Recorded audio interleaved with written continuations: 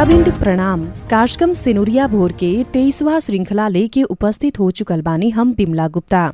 श्रोताबिन्द कार्यक्रम सिनुरिया भोर रउआ हरेक शनिचर के बिहनिया 7:30 बजे से 8 बजे तक सप्तरी जिल्ला में भोरुकुवा एफएम 82.8 मेगाहर्ज, सिराहा जिल्ला में रेडियो सलेहस 88.8 मेगाहर्ज, धनुषा जिल्ला में रेडियो मिथिला 101.8 मेगाहर्ज, महोत्तरी जिल्ला में रेडियो सुनगावा 104.6 मेगाहर्ज, सर्लाही जिल्ला में रेडियो मधेस 89.3 मेगाहर्ज, रौतहट जिल्ला में रेडियो मधेस चन्नावाज 98.6 मेगाहर्ज, बारा जिल्ला में संस्कार एफएम 95.6 मेगाहर्ज आ पर्सा जिल्ला में नारायणी एफएम 103.8 मेगाहर्ज से सुन सकतानी।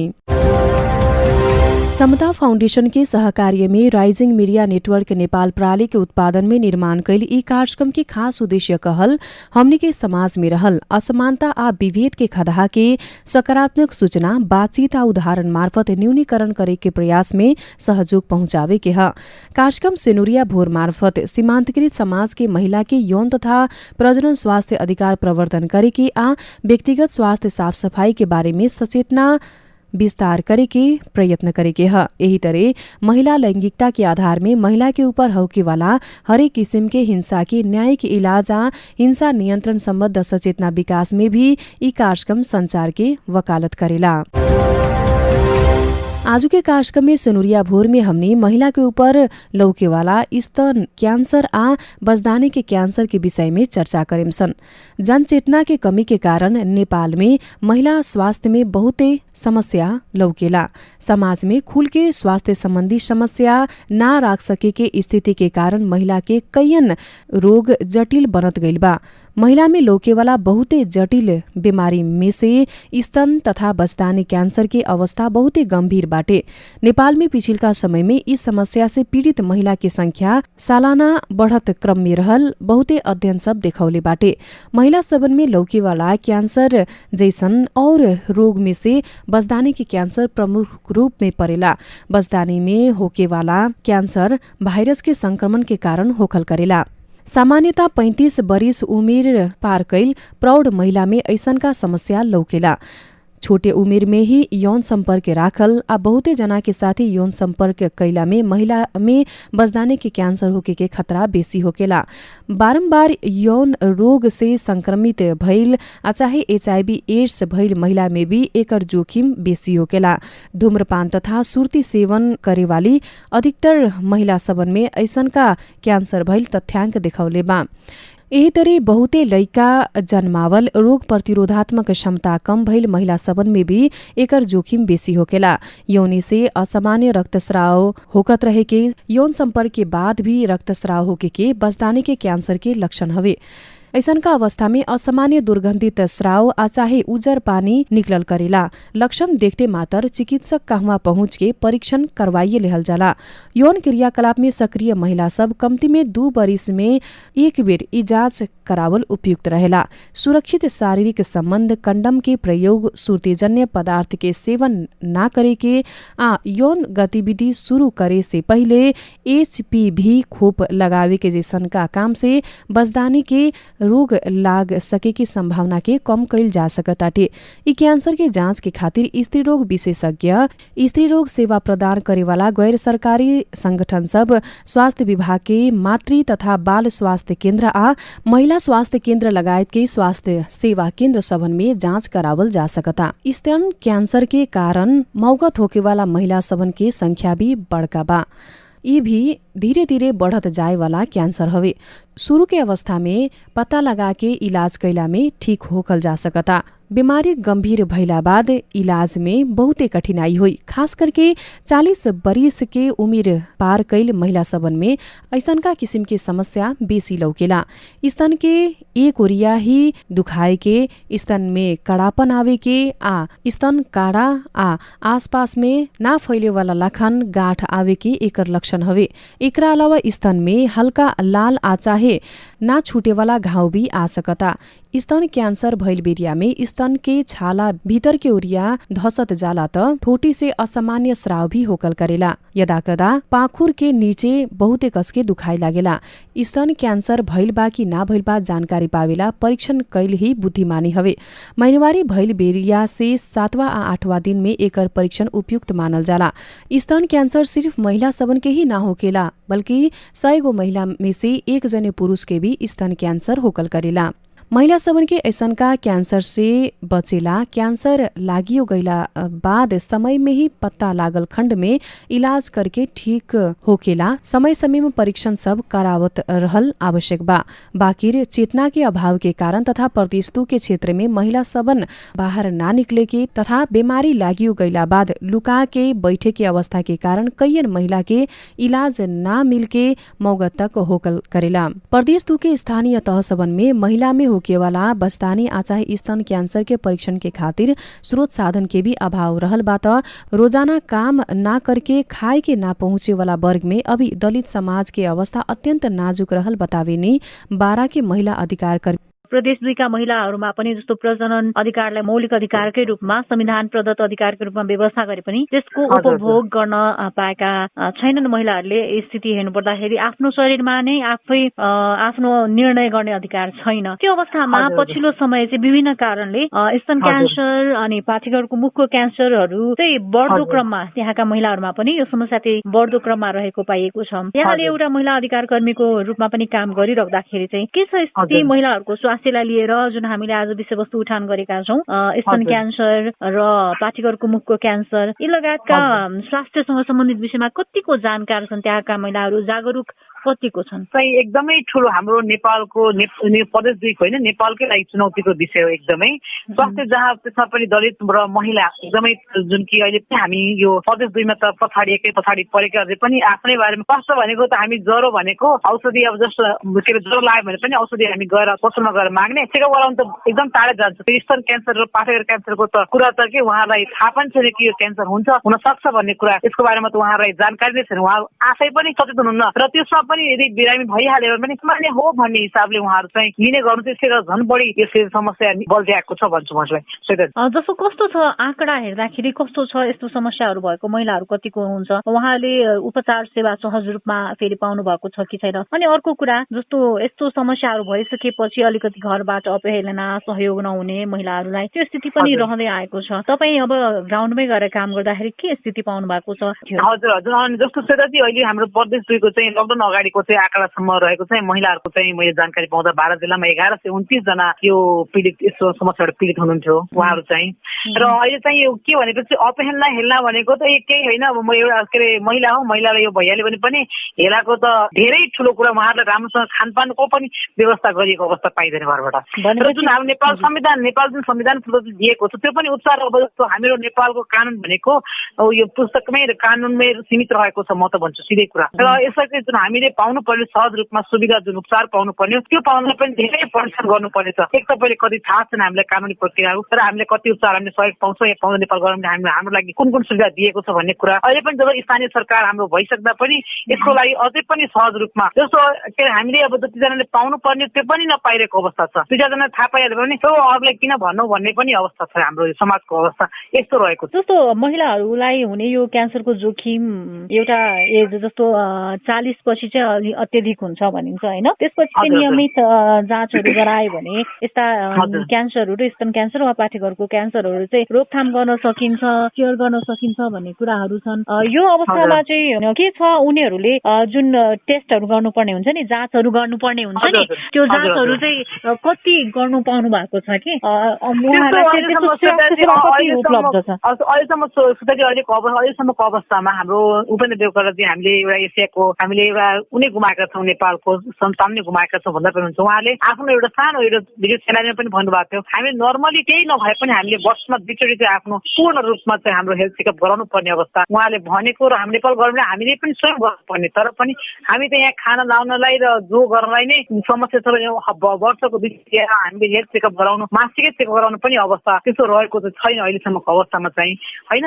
र अर्को कुरा के भनेपछि हाम्रो एकदमै खाना लाउनको लागि जब जो मानिस पीडित हुन् के उहाँले आफैले पनि गर्न सक्नु भएको छैन भने त्यो क्यान्सरको बारेमा अझै उहाँलाई कसरी जानकारी नेपाल गभर्मेन्टले दिनुपर्ने सुविधा त परे जाओस् अझै पनि। हाम्रो अहिले त स्थानीय सरकारै घरमा छौँ हुँदा पनि हामीले पाउनुपर्ने सुविधा जुन सीमित छ त्यो उसमा मात्रै सीमित रहेको मैले चाहिँ बुझेको अनुसार मैले जानकारी पाए हुन्छ। तर पाउनुपर्ने जो अलिकति टाढाबाट छन् तिनीहरू चाहिँ पाइरहेका छन्, जो न टाढाबाट हुन् उनीहरूले पाउने अवस्था अझै पनि रहेको छैन। भनेपछि कतै न कतै यो आर्थिक अवस्थासँग पनि जोडिएर आयो महिलाहरूको जुन अर्थमा पहुँच नहुनु र शिक्षामा पनि पहुँच नहुनु, यो दुईटै कारणले गर्दाखेरि चाहिँ महिलाहरू जुन स्वास्थ्यका हिसाबले विभिन्न रोगका हिसाबले जोखिममा छन् त्यो स्थिति यथावत नै छ होइन? यथावत नै छ। अर्को एउटा चाहिँ के भनेपछि एकदमै ठुलो एकदमै चुनौतीको विषय के भनेपछि मलाई मेरो बारेमा चाहिँ निर्णय गर्ने हामीलाई अधिकारै छैन कि। हाम्रो महिला अधिकार भने पनि कानुन भने पनि हाम्रो मानवाधिकार भने तापनि तर पनि तराई मूलमा प्रदेश 2 मा चाहिँ यो अझै पनि के छ भने जड गाडेको यो सामान्य कुरा बिहा गर्दा त हाम्रो मम्मी बुवाले हाम्रो गार्जेनले सोधिदिनु हुँदैन भने स्वास्थ्यको धेरै पर छ कुरा त धेरै पर कुरा। कुनै समस्या भयो भने पनि आफै स्वास्थ्य संस्थामा गएर जाँच गराउने प्रवृत्ति पनि छैन। घर परिवार वा श्रीमानले लगिदियो भने वा त्यो श्रीमानलाई ल यो अब गम्भीर अवस्थामा छ भने मात्र अनि औषधि मेडिकल सपमा गयो अनि यस्तो दुख्या छ औषधि ल्याएर दिने अनि क्यान्सर जब लास्ट स्टेजमा आउँछ जब त्यो अपरेसनै गर्नुपर्ने अवस्था आउँछ अनि बल्ल अस्पताल पुग्नुहुन्छ। श्रोताबिन्द कार्यक्रम सेनुरिया भो रउआ हरेक शनिचर के बिहनिया 7:30 बजे से 8 बजे तक सप्तरी जिला में भोरुकुआ FM 82.8 मेगाहर्ज, सिरहा जिला में रेडियो सलेह 88.8 मेगाहर्ज, धनुषा जिल्ला में रेडियो मिथिला 101.8 मेगाहर्ज, महोत्तरी जिल्ला में रेडियो सुनगावा 104.6 मेगाहर्ज, सर्लाही जिल्ला में रेडियो मधेस 89.3 मेगाहर्ज, रौतहट जिल्ला में रेडियो मधेस नवाज 98.6 मेगाहर्ज, बारा जिल्ला में संस्कार FM 95.6 मेगाहर्ज आ पर्सा जिल्ला में नारायणी FM 103.8 मेगाहर्ज से सुन सकतानी।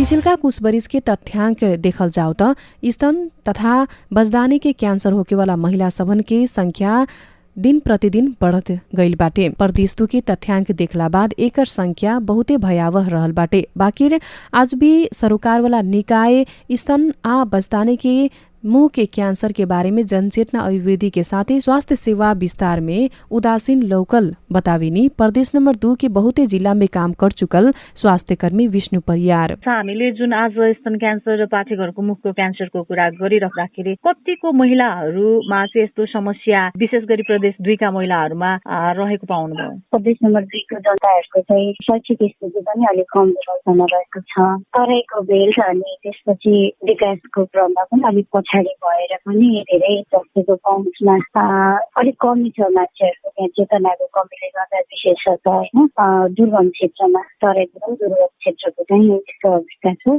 अनि यो ब्रेस्ट क्यान्सर र सर्भाइकल क्यान्सरको कुरा गर्दा यो नेपालको डाटा अनुसार चाहिँ स्तन क्यान्सरको चाहिँ प्रदेश नम्बर 2 को चाहिँ 3 वर्षको इतिहास हेर्यो भने प्रति 1 लाखमा चाहिँ 72-73 देखि 72-73मा 1 लाख जनामा चाहिँ 12 जना महिलामा चाहिँ स्तन क्यान्सर देखिएको थियो। 73-74 को आर्थिक वर्षमा चाहिँ 1 लाख महिलामा 16 जनामा देखिएको थियो। त्यस्तै 74-75 मा चाहिँ प्रदेश नम्बर 2 मा 29 जनामा देखिएको थियो भने 75-76 को अहिलेको भर्खरै सकेको आँकडामा चाहिँ 1 लाख जनामा चाहिँ 54 जनामा चाहिँ महिलामा चाहिँ यसरी स्तन क्यान्सरको देखिएको छ। स्तन क्यान्सर हेर्दाखेरि चाहिँ अहिलेको यो दर चाहिँ बढ्दैछ।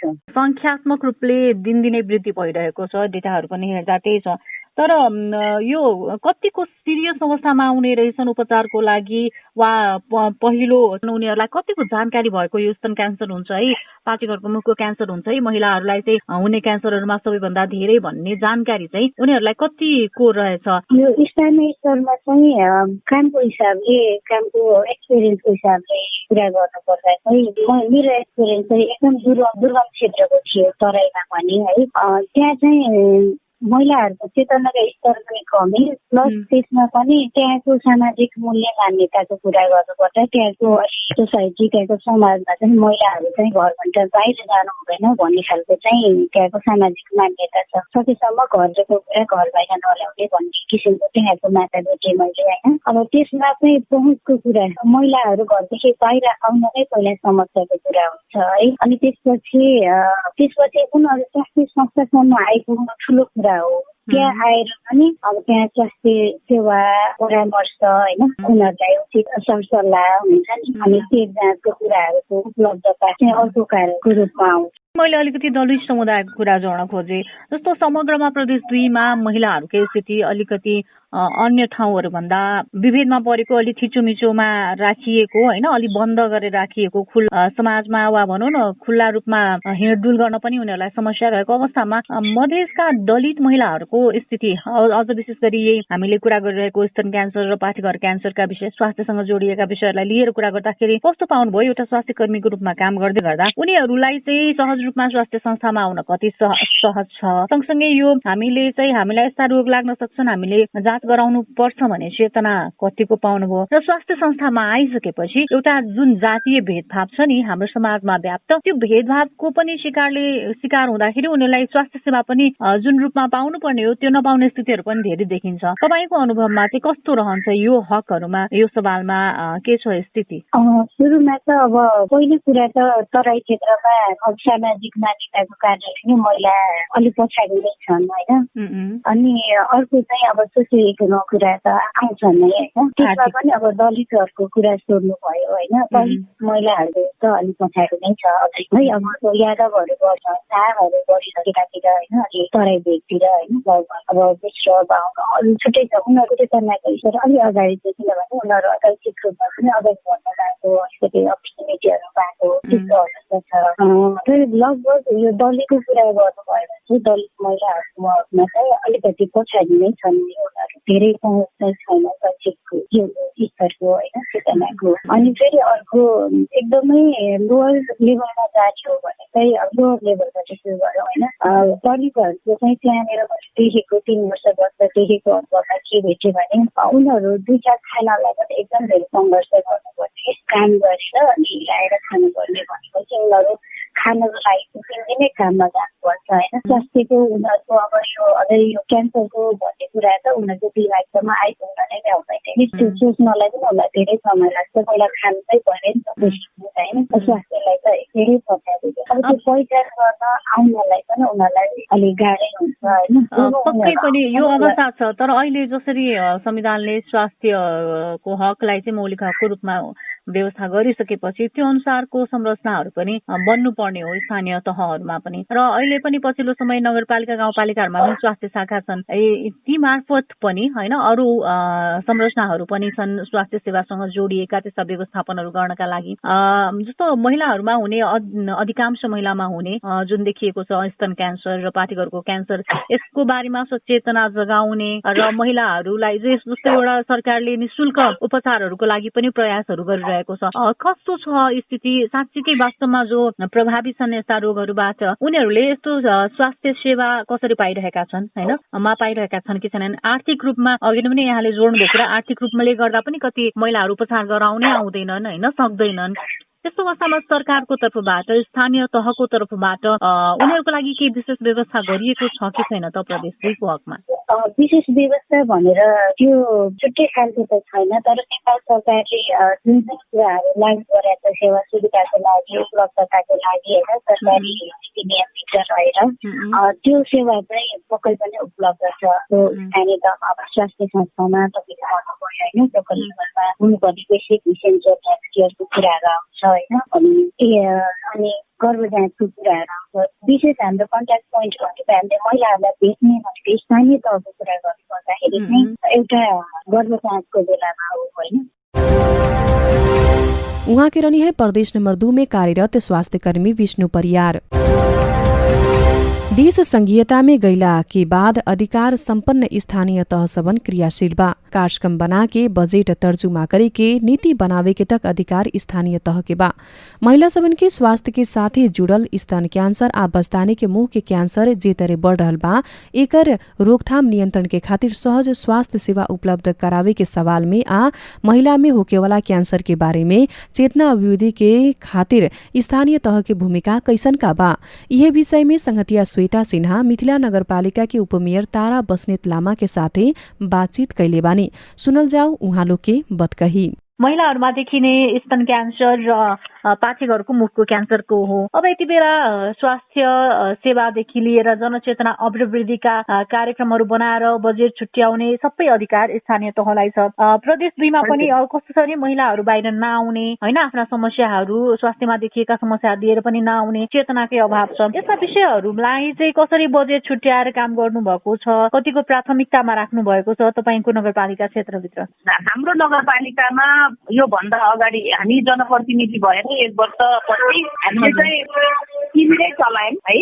स्तन क्यान्सर र तपाईँलाई पाठेघरको मुखको क्यान्सर भनेर शिविर चलाएर पहिचान गरेर उपचार गर्ने र त्यहाँबाट केही समस्या निस्केछ अथवा अपरेसन गर्नुपर्ने त्यस्तो भयो भनेदेखि चाहिँ हाम्रो भरतपुर क्यान्सर अस्पतालको डाक्टरहरू आउनु भएको थियो, उहाँ रेफर गर्ने काम गरियो। त्यसमा धेरै त होइन 5 जना जति चाहिँ त्यस्तो देखा पर्यो। सामान्य रूपमा अपरेसनै गर्नुपर्ने छैन, शङ्काको रूपमा चाहिँ पर्यो। त्यसपछि गत साल गत नगरसभाबाट यो होइन गत सालको नगरसभाबाट चाहिँ मैले बजेट छुट्याएको थिएँ। खास गरी पाठेघर सम्बन्धी महिलाहरू धेरै नै अनभिज्ञ पनि हो, एकदम निम्न वर्गका महिलाहरू र त्यसमा पनि कस्तो भने उहाँहरू अलिकति लाज मान्ने, बाहिर निस्किनलाई यो कुरा भन्न हुँदैन, यो गोप्य राख्नुपर्छ भनेर उहाँहरू चाहिँ एकदमै डराउने, लाज मान्ने। अनि कपडाहरू पनि तपाईँलाई बाहिर जुन घाममा सुकाइन्छ हामीले जुन सफा गरेर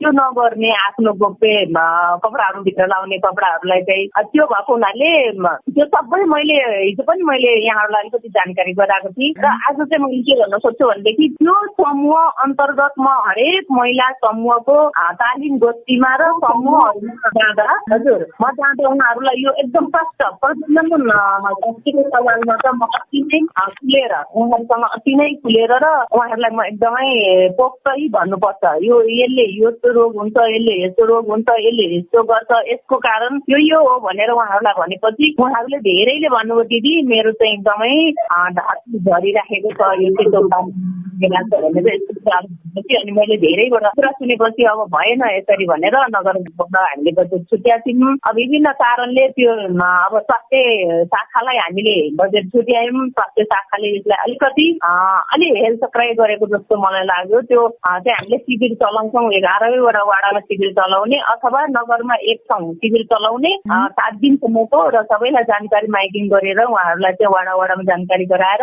उपचार गर्ने भनेर गरिएको थियो। त्यो गर्न सकिनँ। यसपाला फेरि पनि मैले त्यसलाई निरन्तरता राखेँ। यो कोरोनाको कारणले गर्दा धेरै नै मार भयो हामीलाई। तर कस्तो छ नि, यो स्तन क्यान्सर विशेष गरी पाठेघरको मुखको क्यान्सर चाहिँ महिलाहरूमा धेरैमा देखिने क्यान्सरहरू मध्ये चाहिँ पर्छ र यसको लागि चाहिँ नियमित जस्तो शिविरहरू सञ्चालनको कुरा त भयो। शिविर भनेको फेरि कस्तो रहेछ भने कहिलेकाहीँ हुने होइन र त्यो हरेक महिलाको पहुँच चाहिँ त्यो शिविरसम्म नहुने स्थिति पनि रहन्छ। तर यस्तो नियमित एउटा स्वास्थ्य सेवा, स्वास्थ्य जाँच गर्ने ठाउँ पूर्वाधार सहितको भयो भने महिलाहरूले त सहज रूपमा जानकारी लिएर आफ्नो परीक्षण गर्न जान सक्छन्। जस्तो पाठेघरको क्यान्सरको लागि प्याप टेस्ट हुन्छ, मेमोग्राम हुन्छ, स्तन क्यान्सरको लागि यस्ता सेवा सुविधाहरू विस्तार गर्नको लागि चाहिँ तपाईँहरूले कस्तो योजना बनाउनु भएको छ? कुनै योजना छ कि छैन तपाईँहरू? एकदमै तपाईँको कुरालाई मैले ठ्याक्कै रोकेँ। त्यो सम्बन्धी हामीले स्वास्थ्य कर्मीहरूलाई तालिम दिएका छौँ है र उहाँहरूलाई वाडामा त्यो 7वटा हाम्रो चाहिँ स्वास्थ्य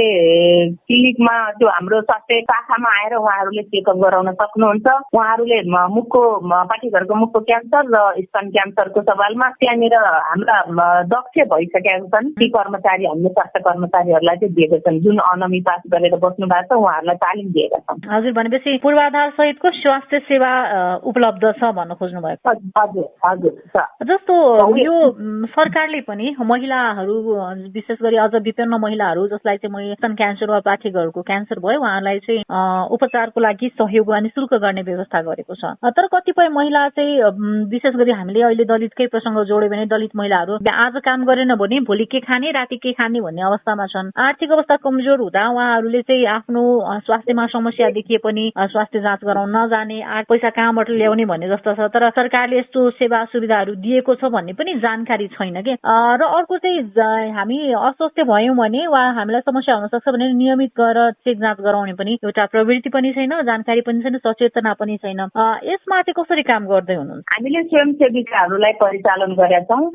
पहिली राज्यले जे रकम दिएको थियो उहाँहरूको एउटा खाजाना भनेर त्योभन्दा हामीले अहिले करिब करिब हामीले 4045 बनाइसकेका छौँ हाम्रो नगरपालिकाले उहाँहरूलाई ड्रेस दिएर। र त्यस्तो खालको कुनै पनि समस्या परेका महिलाहरू यदि छन् भनेदेखि स्वास्थ्य शाखामा पठाइदिनुहोस्। र त्यस पछाडि हामीले नगरले यदि निम्न वर्ग त्यस्ता एकदमै आर्थिक रूपले तल परेका त्यो वर्ग दलित वर्गहरू छन् र उहाँहरूले चाहिँ वाडाबाट सिफारिस लिएर आउनुभयो भने उहाँहरूलाई हामीले नगरपालिकाले आफ्नो हिसाबले चाहिँ सक्ने उहाँहरूलाई अब हामीले जे सक्छौँ। अब धेरैजना छौँ, धेरैजना हुनुहुन्छ त्यस्तो बिमारीहरू र हामीले नगरपालिकाबाट 20 देखि 25,000सम्म हामीले उहाँहरूलाई उपलब्ध गराइदिने गरेका छ। त्यस्तै अति जटिल छ भने 50,000सम्म पनि दिएका छौँ। कतिजना हुनुहुन्छ त्यस्तो महिलाहरू जसले चाहिँ यस्तो उपचारका लागि त्यसरी सिफारिस लिएर पालिकामा निवेदन दिनुभएको छ र सेवा पाउनु भएको छ? यो चाहिँ अब एक्ज्याक्टली भन्नलाई मलाई यस्तो हो, किनभने स्वास्थ्य शाखा अन्तर्गत आउने कुरा हो होइन।